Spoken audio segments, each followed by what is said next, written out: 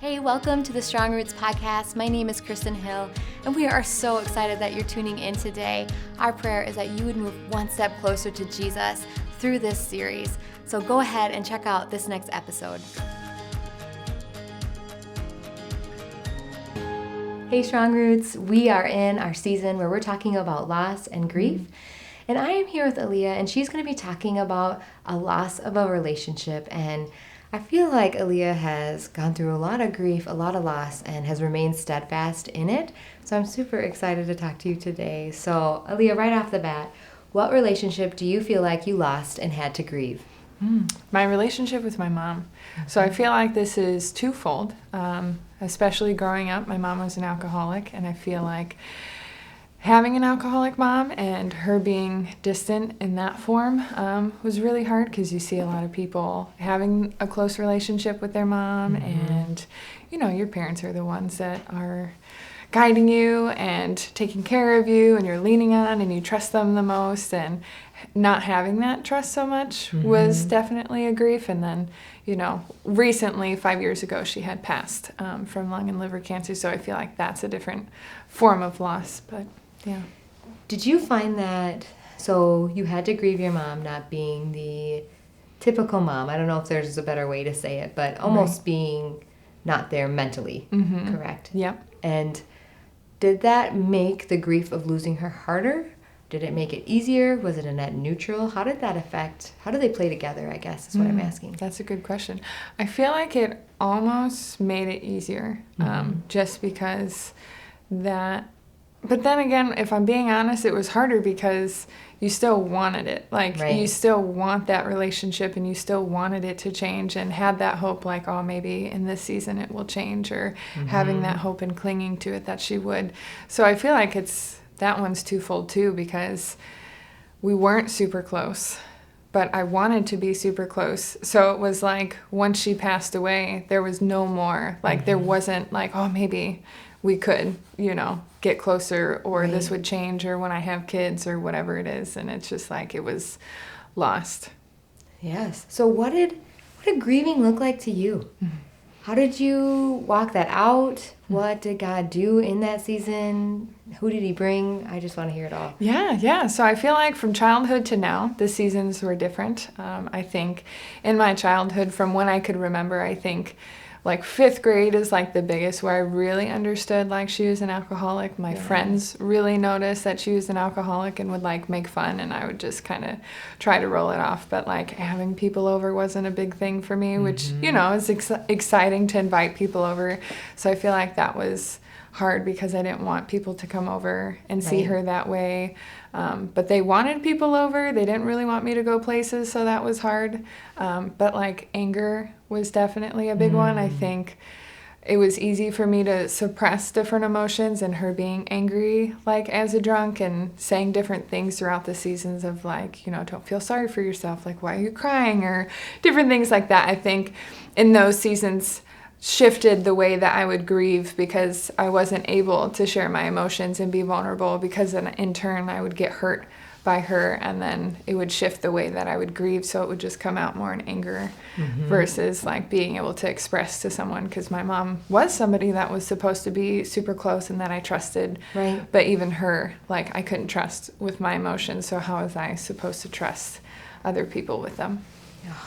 Did that eventually add up to you building walls in your relationship? So maybe a better question is, how did that affect your relationships? Yeah, I think it turned into a lot of people pleasing and conforming to what people wanted, versus like just being who I was or sharing my emotions, or I would just be like, oh, I'm fine, or whatever, when really most of the time I wasn't.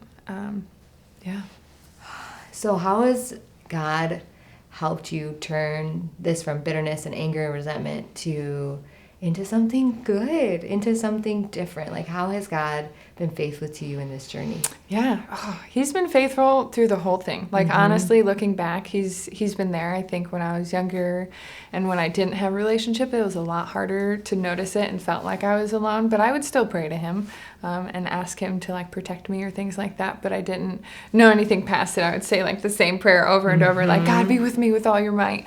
Right. But past that, I wasn't sure. But I think now, looking back, God has taught me how to be vulnerable, and he's like, he always uses everything for our good and his glory. And I think like through relationships, he's taught me like you can be vulnerable. Like he has used this so that I can talk to other people in their seasons of grief and relate with them, or even like just guys too, like shoving their emotions and that angry portion, like understanding it on both ends. God has totally redeemed it and refined me through all of it.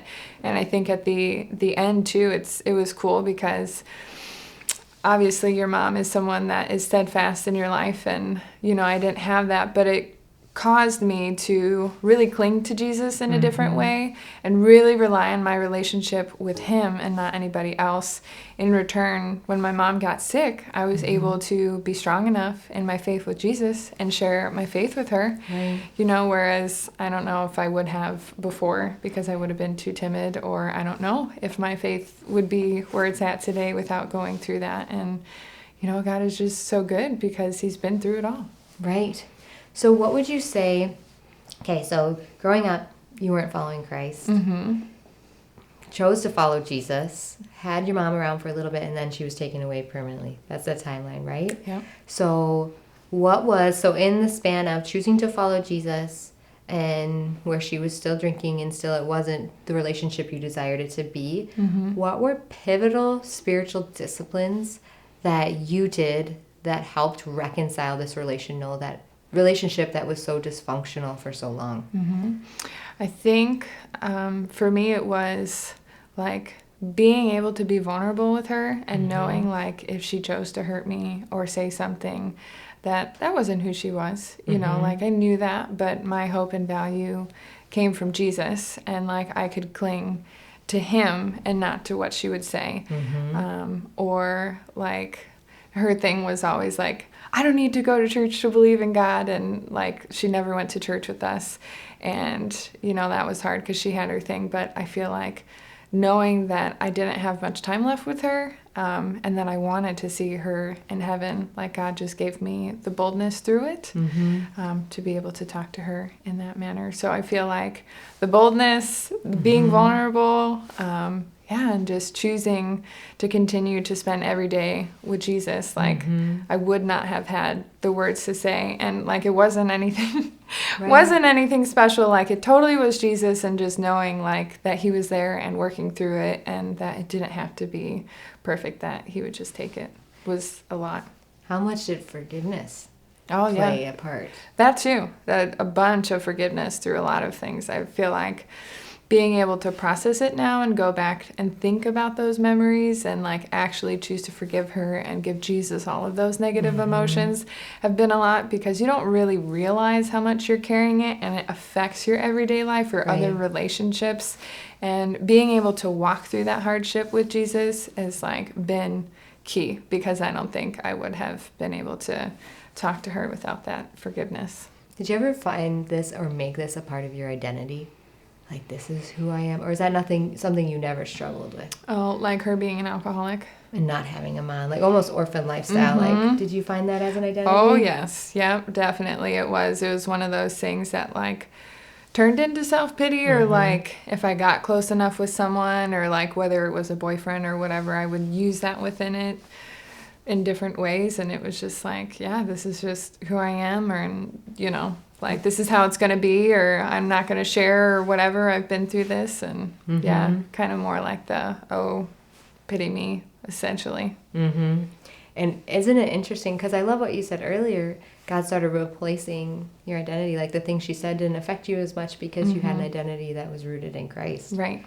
So somebody who's listening who is in the thick of it, like maybe they're not following Christ, maybe they just started following Christ, and they have a parent who's either gone or is lost to addiction. Right. And maybe even a kid who's lost to addiction. Like, what would you say is their next step? What was crucial for you to continue on and become the whole person that God has created you to be? Yeah. I think the biggest thing, just like we talked about a few minutes ago, is really going back to those situations where I was hurt the most and walking through it. I think for me and for a lot of people that I've talked to, you don't want to go back to those memories. You just want to kind of forget it and shove it. Yeah, because it's really hard and you think it's just not going to be worth it. But I feel like anything with Jesus, like as he's refining us in our relationship with him, you have to walk through those hard things. You have to walk through those negative emotions so that you can give it to Jesus and not try to control the situation. Right. And allow him to heal that and use it and transform you and make you into the person